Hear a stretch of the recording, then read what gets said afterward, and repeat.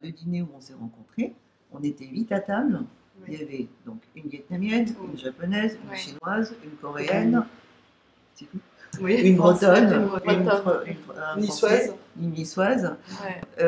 Et ça, je pense que c'est une situation qu'on peut trouver à New York, à Londres, à Paris.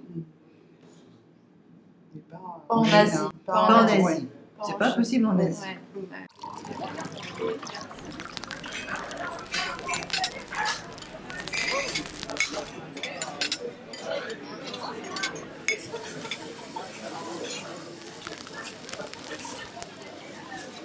En fait, c'est intéressant de voir la différence entre nos trois nations et nos trois cultures. On le voit là avec les baguettes, comment se servir, comment présenter les nouilles. Et est-ce que moi j'ai bien aimé ce projet justement parce que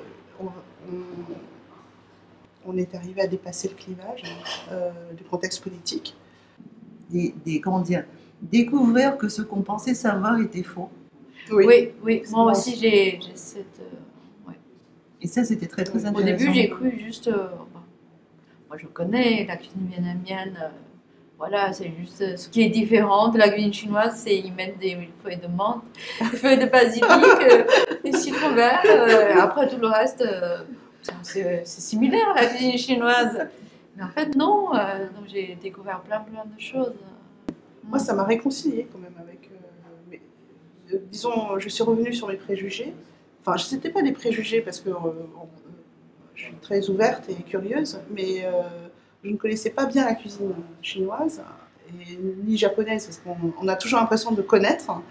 Mais en fait, de vivre dans l'intérieur avec des natifs, c'était un merveilleux projet parce que j'ai pu, grâce à toi, sur la technique, sur la variété des nouilles, je n'avais aucune idée. Ouais.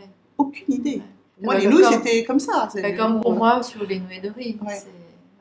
Au Japon, on a énormément de préjugés contre les Chinois. Alors, je pensais que les Chinois étaient mal élevés, bruyants, parlaient fort, mangeaient mal, se tenaient mal à table, crachaient partout. En gros, c'était ça. Et étaient extrêmement égocentriques.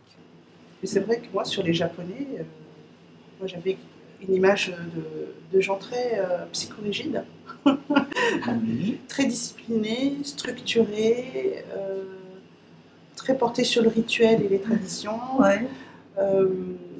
et qui ont un grand sens de l'esthétisme, mais qui vont vers l'essentiel en fait. Mais dans tout, que ce soit en littérature, au cinéma et dans la cuisine. Et parce qu'en Chine, on partage jamais les frais au restaurant, c'est toujours quelqu'un qui paie.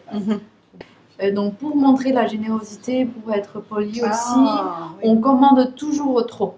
Même si quelqu'un qui est pauvre, comme il n'a pas d'argent, il va quand même sacrifier à faire ça. C'est son honneur. Oui, il ne peut pas faire autrement. Mais ça veut dire que si les gens... Enfin, ça veut dire que tu ne dois pas finir ton plat? Non, parce qu'il y a trop. C'est mal vu. C'est très mal. C'est très mal vu. Que tu as faim. Ça veut dire qu'on est mal poli, on a faim et... De finir son plat? Il fallait le dire avant. Ah bon? D'accord. En fait, au Japon, si tu as un bol de riz, tu ne dois laisser aucun grain. Non, mais au Vietnam, c'est un grain de riz égale 10 000 grains que tu jettes. Donc si je t'invite chez moi, moi j'ai le droit de finir mon assiette, mais moi toi non. pas. Moi non. C'est ça. C'est drôle. Au Vietnam, il faut terminer quand même. On ne laisse pas. Tout le monde. Invité, celui qui invite. Oui, c'est assez facile finalement parce que comme les plats sont présentés au milieu, on se sert. On ne sert pas les invités au Vietnam? Non. Non, on présente le plat et l'invité se sert en premier. Oui, voilà. En Chine, c'est vraiment, on prend les baguettes et puis on sert carrément les soba. Pour moi, c'est vraiment la quintessence de la cuisine japonaise. Parce qu'il n'y a rien dessus. Oui, mais tu as beaucoup de saveurs. Si tu veux, pour moi, la culture japonaise, c'était un peu comme une partition de Bach. C'est-à-dire que c'est une structure, mais tu as beaucoup d'inventivité et de créativité dans la partition. Ce qui m'a vraiment frappée par rapport aux préjugés que je pouvais avoir cette fois-ci sur la cuisine chinoise, c'est la délicatesse des saveurs. Et par contre, le Vietnam, c'est beaucoup de parfums, beaucoup de couleurs. Ouais. Parce que là, Et tu du compares texte. ça et ça, Ouais. hein, Oui. bon, c'est quand même flagrant. Ouais. Et beaucoup de fraîcheur. Oui. Alors que chez nous, il n'y a rien. Il n'y a rien. On est un pays pauvre, ça se voit. Donc le peu qu'on a, on essaie de l'apprécier. Je pense que c'est pour ça que nous sommes les seuls en Asie à vraiment, comment dire, être un peu obsédés par le goût Ouais. de la nouille seule. Mhm. Il y a quand même une caractéristique qui du coup est très japonaise, c'est qu'il y a zéro matière grasse. Mhm. Le bouillon est totalement dépourvu de matière grasse parce que la benite est séchée, fumée et Ouais, ensuite ouais. râpée, donc il reste, enfin, il n'y a pas de gras. Mhm. Alors que chez vous, il y en a toujours un peu. Oui, il y a Oui. toujours. Et on recherche ça. Oui. Oui, ouais. Quand on va dans une région pauvre, il y a beaucoup de gras. Et quand on va dans une région plus riche, il y a moins de gras et c'est plus raffiné, en fait. Si tu vas dans un restaurant de soba au Japon, ben, à la base, il y a ça. D'accord. Et après, tu rajoutes ce que tu veux. Non.